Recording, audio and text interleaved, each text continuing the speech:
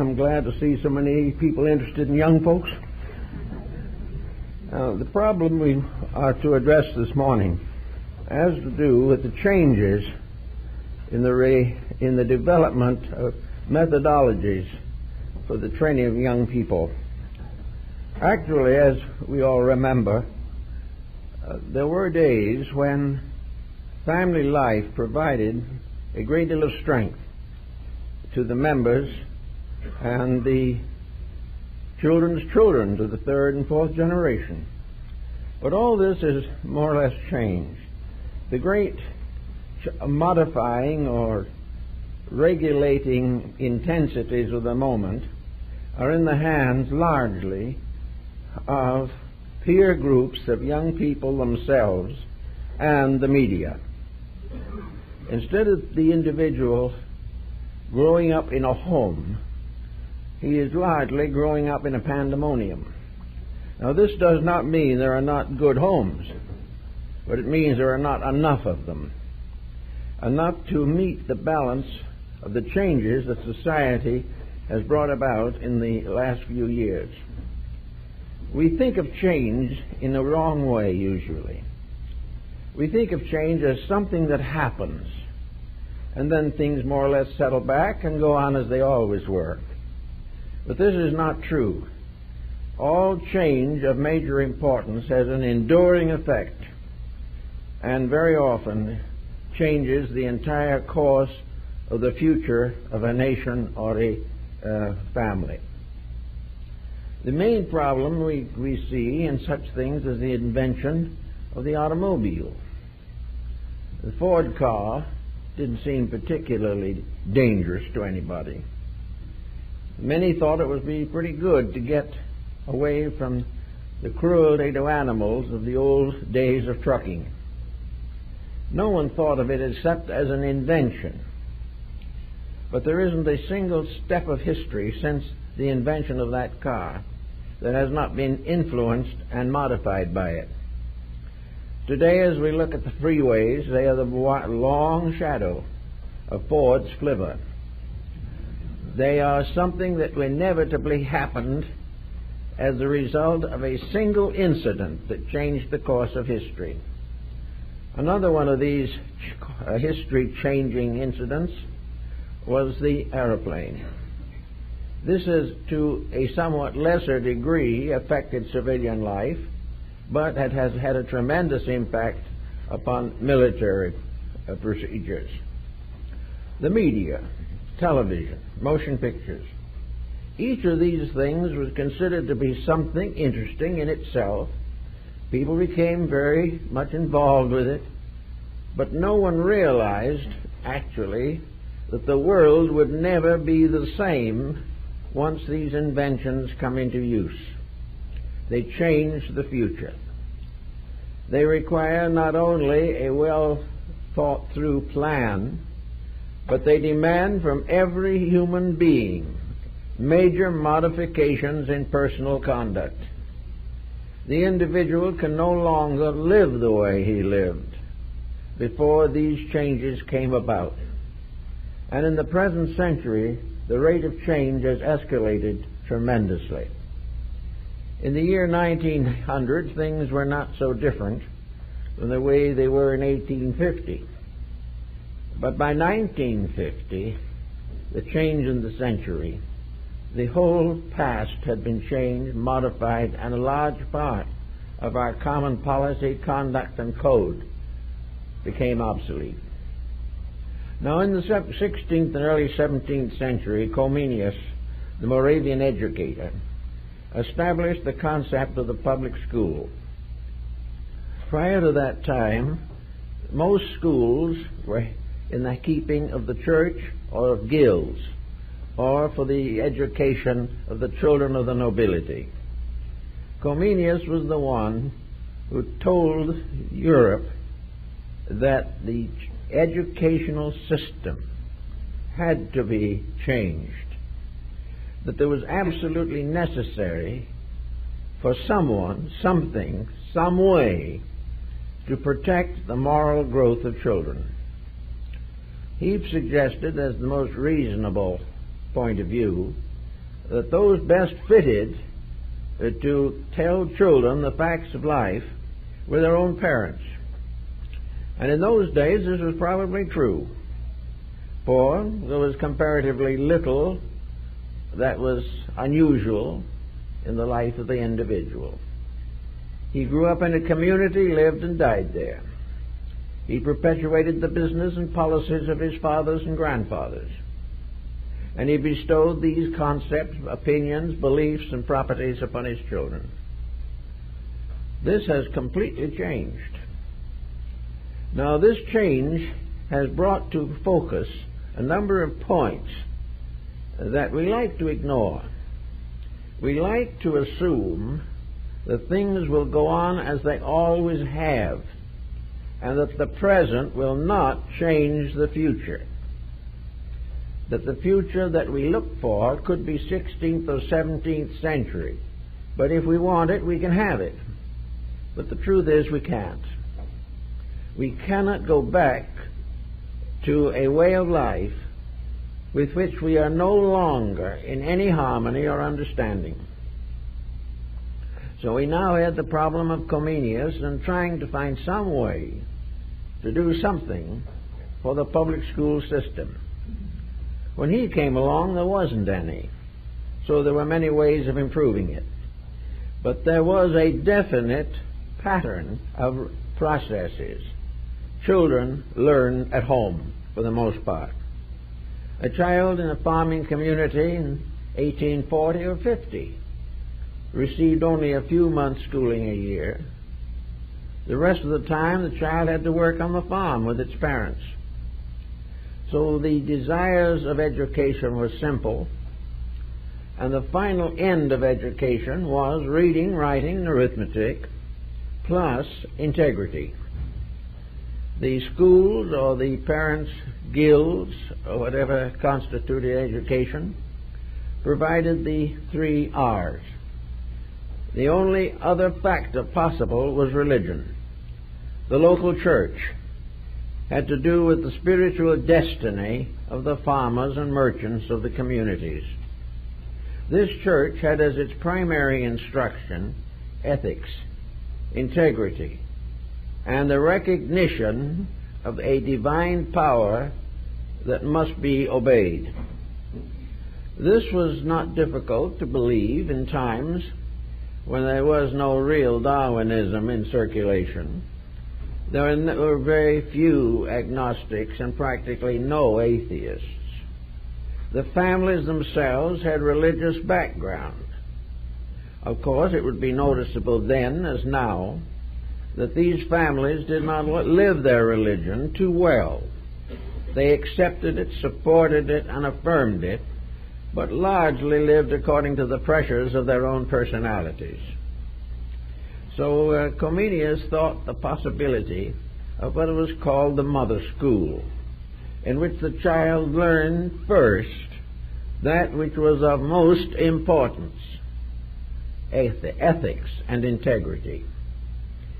It was far better for the child to be a good person than to have a fantastic education which he was going to abuse.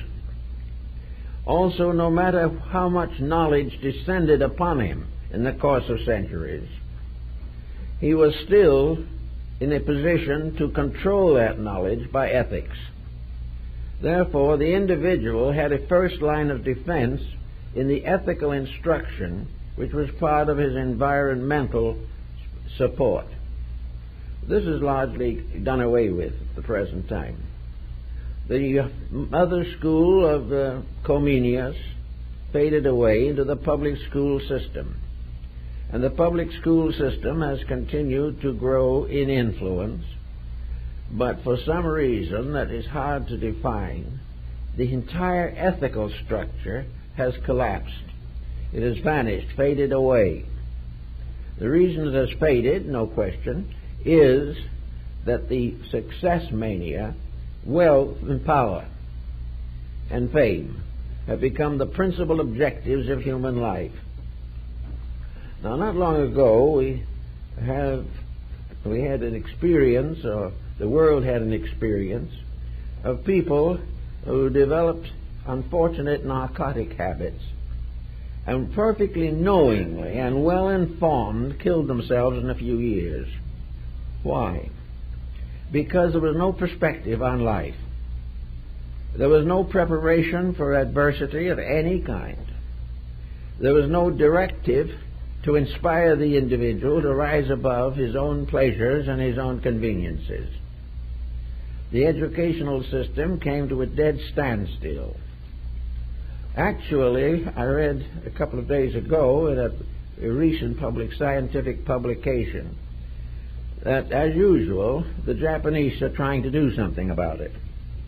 And they are realizing definitely that the great economic empire they're building up is suspended from one single thread. And if anything happens to that thread, all is lost. And that thread is honor. No matter how much you build, you're going to have strikes, you're going to have all kinds of inferior productions, self-centeredness, conspiracies, and terrorism, as long as success, regardless of methodology, is the only objective. Now, what is public school doing about that? What school is teaching the individual to build that type of character which can resist the pressure of a peer group, rise above the pressures of the media, and live a decent life? We are going further and further into the depths of science. We are trying to discover more and more about the cellular construction of this and that and something else. But we are allowing these young people to graduate in science without the slightest sense of understanding of integrity. And we are not waking to the fact that without integrity, all else is going to fail. We are not putting principles to work in people. We are not doing the things that will ensure that we're going to move into the next century with a reasonable degree of security. Now, we know these things are happening, but we know that people can do something about these things. And many people think with Comenius that the real place where the young people should gain integrities is at home. That they can never be taught anything as powerful as good example. If the family they admire, if the parents they respect are worthy of their understanding and cooperation, there is a good probability that the child will be strongly influenced by that and will keep a certain amount of honor. Now, the science is approaching this in a little different way. It has gone into heredity. It has tried to prove that the attitudes that we cherish today descend to us through the bloodstream, and that the individual is the production of generations of forebears and ancestors, and that all this adds together to make a complex character or personality with which the individual now must struggle for the rest of his life. What he inherits is a problem, and in many cases a disaster. So we're not sure anymore that it is possible to assume that we can depend upon the family or society or education or even religion to make sure that our young people grow up with a certain degree of decency. We need this strength, but where is it? So we come to another interesting problem. How does the individual fit into this? The Bible says, as the twig is bent, so the tree is inclined. Now, this is true and was more true in olden days.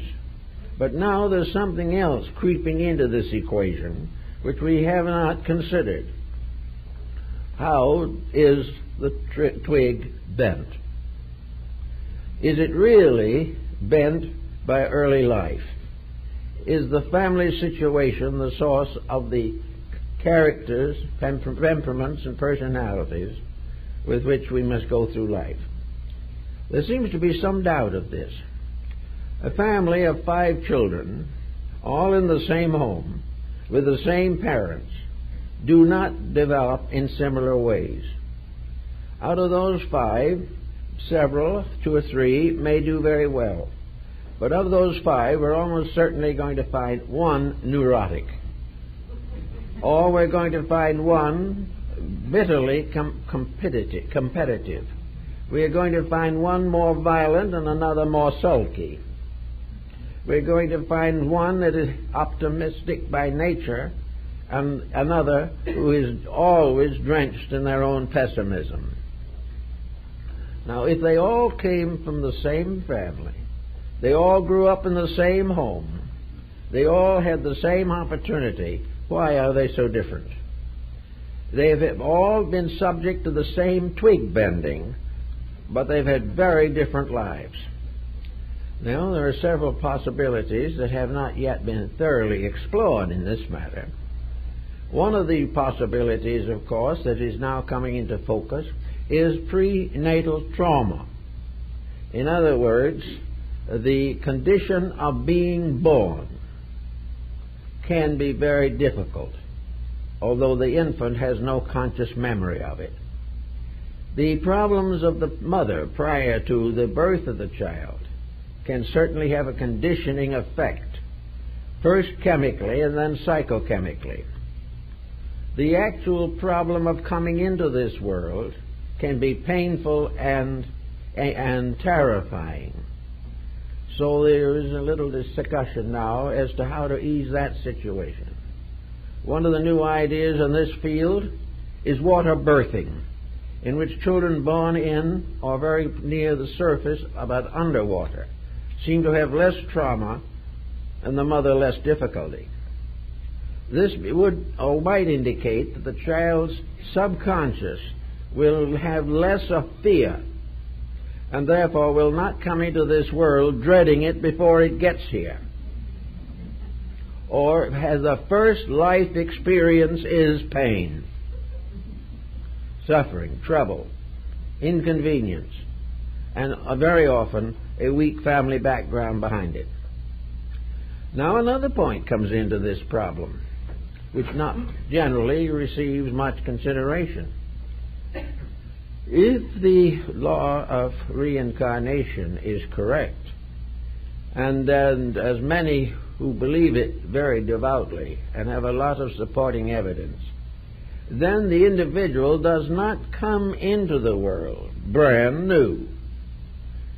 The child is not a handful of putty that is going to depend entirely upon being molded and modeled by parental or environmental pressures.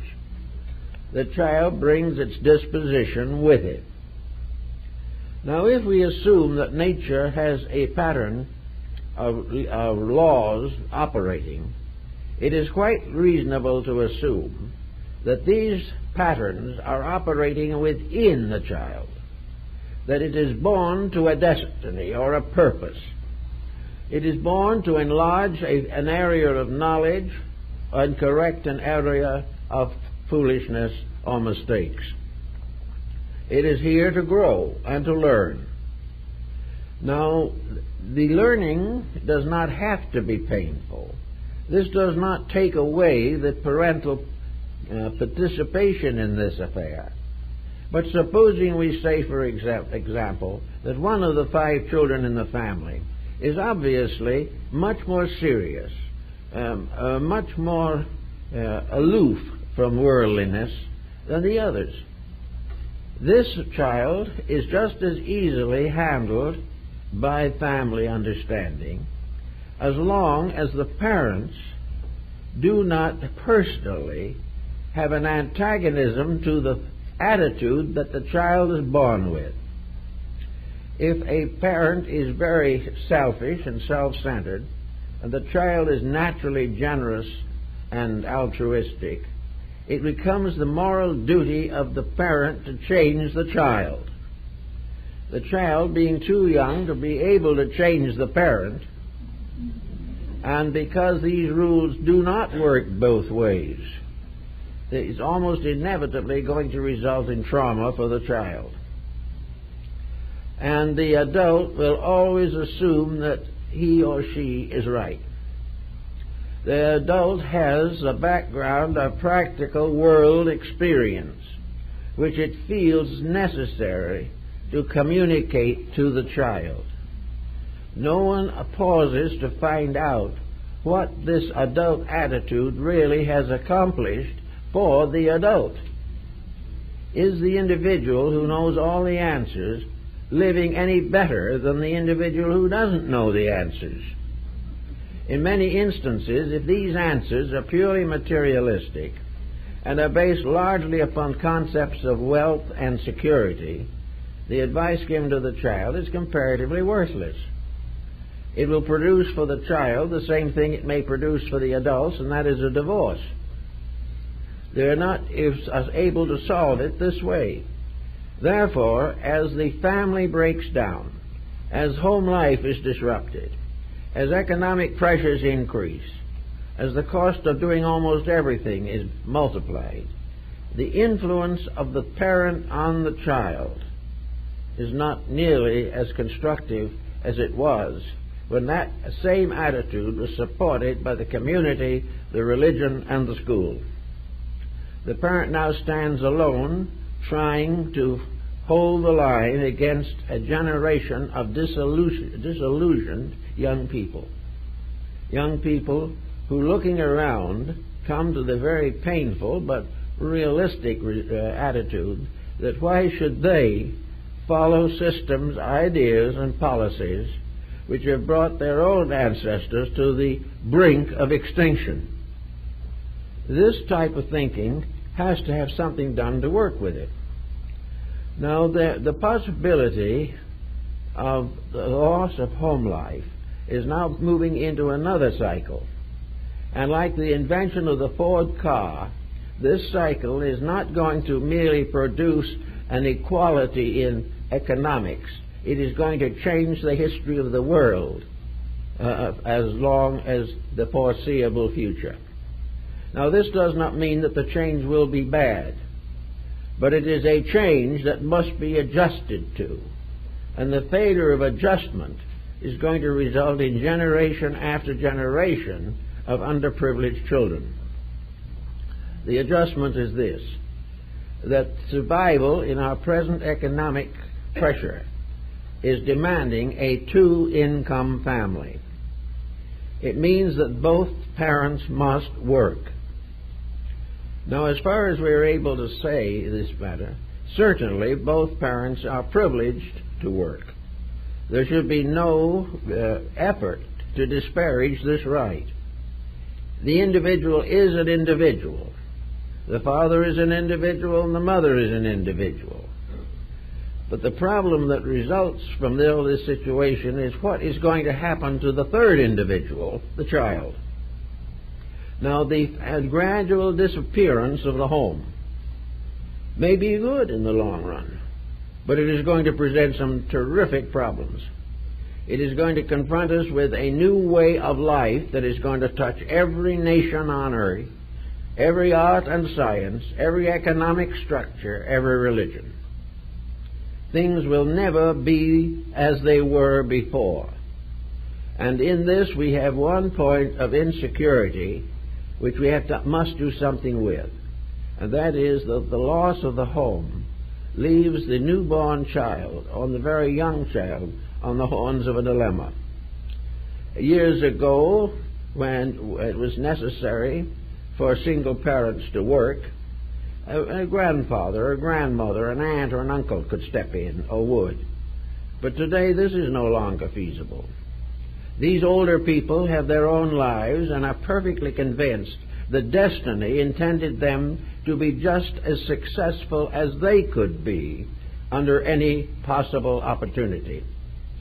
Therefore, the idea that they are going to sit home and allow the young people to go out and accumulate their fortunes, or at least accumulate the payment on the house, this is not going to happen. And in the midst of this, we have the child. What are we going to do about this? How are we going to change this? Well, in some of the socialized countries, the state takes over the parental responsibilities of the young. The children become wards of the state and are given certain visitation privileges with their parents, but all their necessities and all the way of life is in the hands of the social system. Now, this has certain advantages, certainly.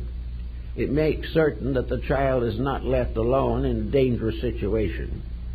But it also opens the way for the indoctrination of that child with whatever political or religious attitudes dominate the social system.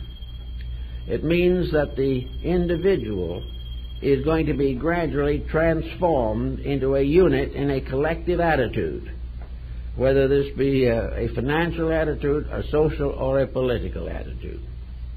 This means the child now has an early environment, and the twig is being bent by the prevailing political system.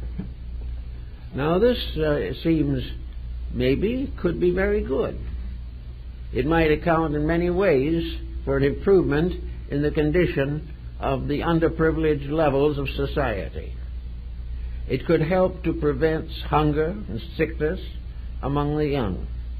It could do a great deal to free parents to what? Not to a life of their own, but to a continual employment in the system. The parent does not get rid of a responsibility when the society takes over the child.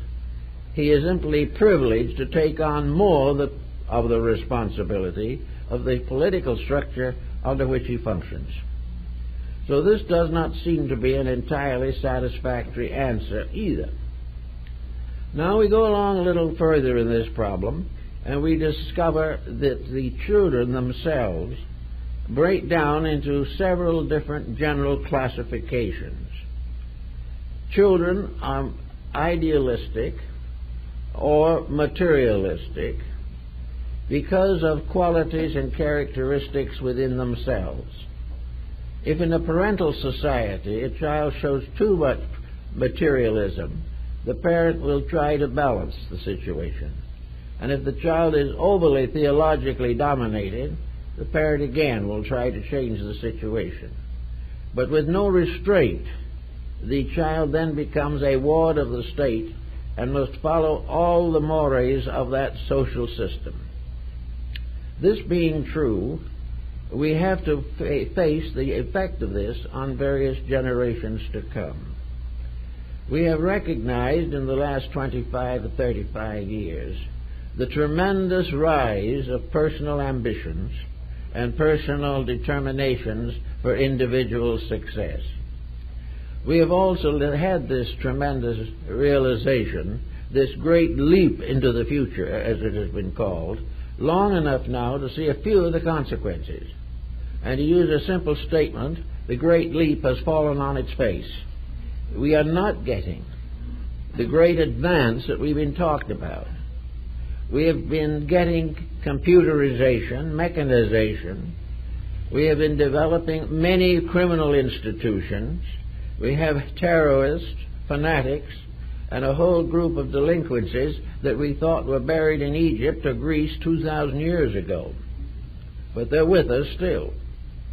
And there seems to be this amazing situation of the country, Europe, the civilized nations of the world, fully capable of thinking, who are absolutely unaware or completely overwhelmed by the present situation. They do not know what to do. They keep on going along their old ways. They're going to keep right on moon shooting or whatever it may be. But beneath them and in their social system, society is in trouble. It is in serious trouble, a trouble that is going to affect the health of future generations. We are producing more and more parents who are developing serious neurotic tendencies. And we are producing more children who are born neurotics and will develop the situation more and more. Now, if we go to reincarnation as a factor in this, we come upon an interesting possibility These difficult children that come into the world, and nearly all families have a few of them, these difficult children are here to get over the difficulty. They are here to realize that their attitudes must either be constructive or they are going to suffer. The difficult child is in need of enlightenment. The difficult child will never succeed by nursing the difficulty. If he is selfish and no one changes this attitude, he will wreck his own career and probably blight several generations who may come after him. Everything that is wrong in him, that is here, he has an opportunity to study firsthand. There are very few vice-ridden people today who are not surrounded by other vice-ridden people. They all can see what is happening to their neighbors, their relatives, their associates, their countries, and their world. They must realize that we are all in serious trouble. But to them, or at least to many, there are various evasions. One of the most common evasions we have in life is the evasion of not thinking about it, just simply overlooking the whole thing, taking it for granted that it's impossible, taking it for granted that we are impossible, and taking for granted that the answer is going to be that the impossible will reap its own harvest. All this means to many young people, particularly in the drug addicts field, that now is the only moment in which you can do what you please. You can be happy even if it's drug-ridden. But the idea of sobering up, there is no incentive for it. And by the time the individual wakes up, he's in a terrible situation himself, and his community is in a worse situation. Now, some way, we have to get at the problems here and see what we can do about it. I think that the real answer to the whole thing has always rested in the fact that no nation has ever survived without some kind of a spiritual moral code. This code may appear to be inadequate, and looking back upon other nations, we are inclined to regard their godlings as merely superstitious inventions.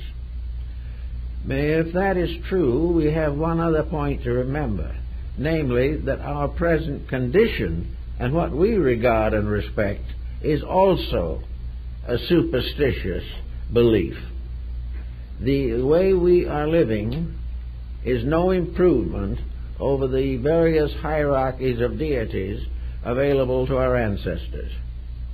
All of them had one thing in common. There was a rule that somebody had to keep, and there was a power that could demand the fulfillment and obedience to that rule. By becoming completely materialistic, we have removed the need for change in ourselves.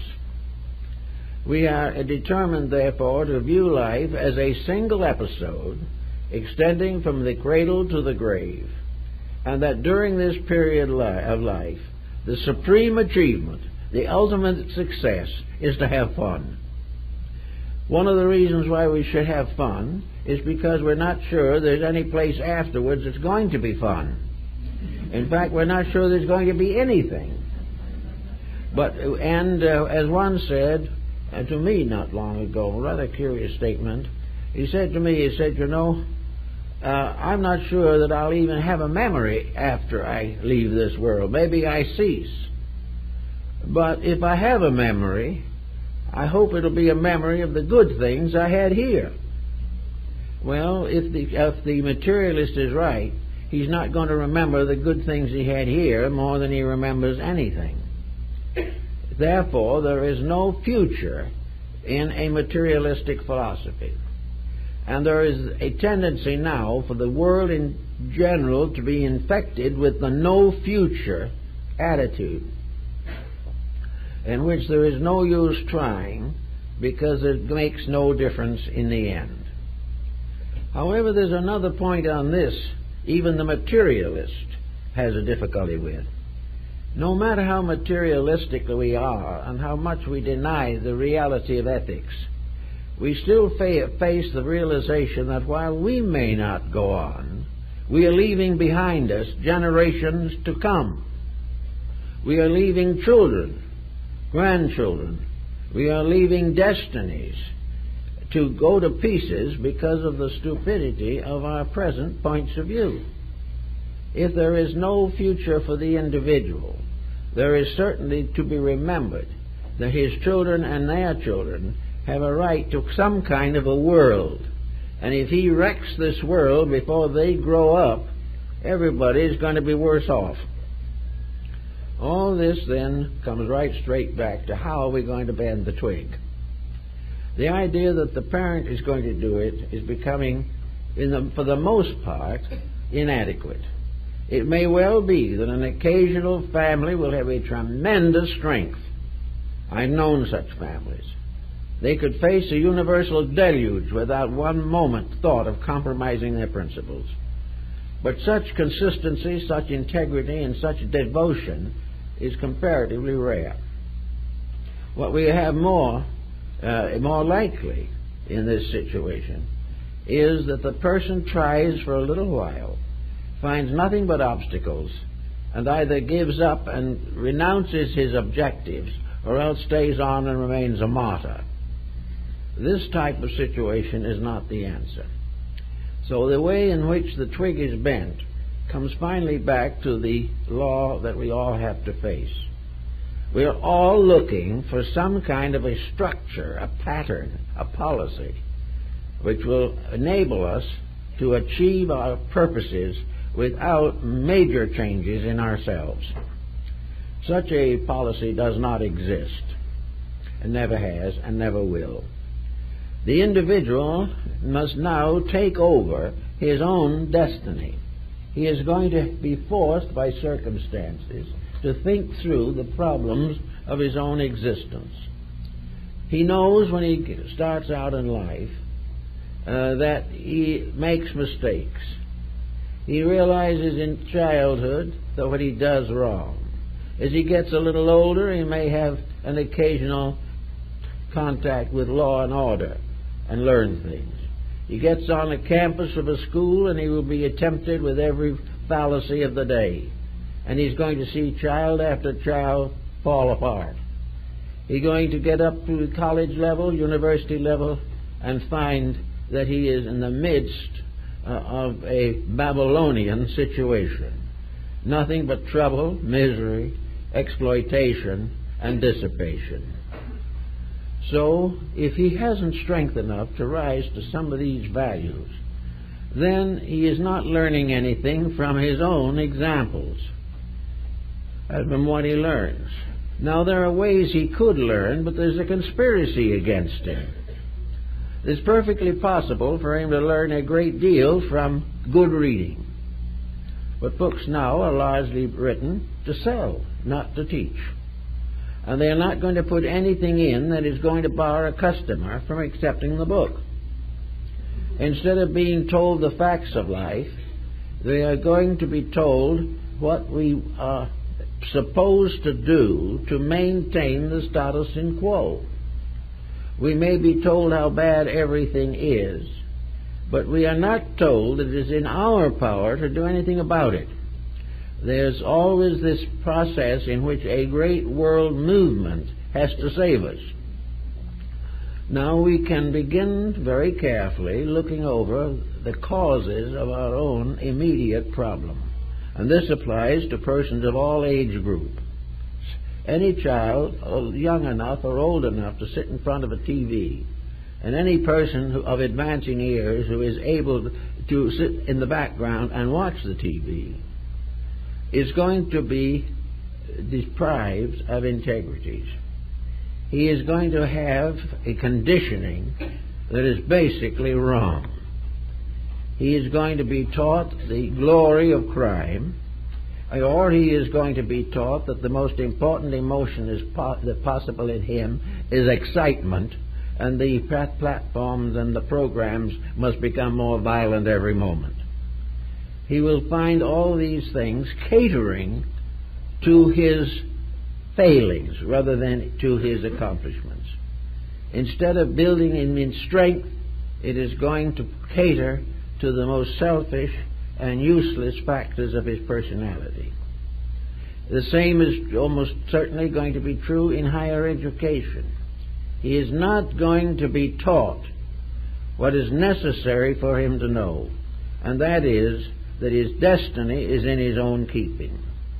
He has the right to grow, and he also has the privilege of falling apart. He must decide for himself. It's not necessary for anyone to tell him. He can see it. The great textbook is open to him, where he can actually see among his own friends, his family, his community, the forces operating upon society. He knows perfectly well that he shouldn't drive a car under the influence of liquor. Well, he drives the car. And in so doing, not only breaks law, but because of his own attitude, creates resentment in him against law. For if he is wrong, no one is supposed to interfere with the privilege of doing exactly what he pleases. So a world now dedicated to doing what it pleases is pleasing to do the wrong things, and out of it must have the consequences we look for. Now, if we have young people growing up, anyone, say, between the ages of about 5 or 4, and young people up to 90 or 95, the process of growing starts now. The idea of the twig being bent is no longer referable to the juvenile. The individual has a bent twig whenever he fails to make the adjustments necessary to maintain his integrity. When he surrenders to certain negative attitudes in his own life and in his own policies, he is bending the twig, even though he may be far past the normal bending age. He may feel that this bending has been done in childhood, but a bad habit nursed through maturity will bend him just as badly and just as quickly. Whenever anything arises that isn't good for him, and he endures it, and maybe appreciates it and glorifies it, he is getting into trouble. So at some level in life, perhaps after an unhappy educational experience, and for most students it is an unhappy experience, he may go out into the great world and realize of a sudden that he's completely unequipped. He doesn't know anything that's going to help him to build a life. He may be able to drop into a fairly remunerative slot somewhere in industry. He might become the third vice president of something just after graduating cum laude from the university. But 6 months later, the firm he's in will fold up, that he start all over again. Or the changing policy will eliminate the technical skill which he has spent 17 or 18 years acquiring, and he has to start over again. All of the ways of life, as we know, are based upon patterns of constant change, in which an individual who cannot change as rapidly as his times is simply left behind. So each person has to begin to think through and see what it's all about, and see what he can do with his own personal character, to see how much selfishness is influencing his daily life. And when he finds that out, he has graduated in one course at least. And it doesn't make any difference really whether he was told this and the example was given to him by a loving father and mother, or if he did not have such attentions, then he's going to find it, or have to find it, when he's 20, 30, 40, or 50.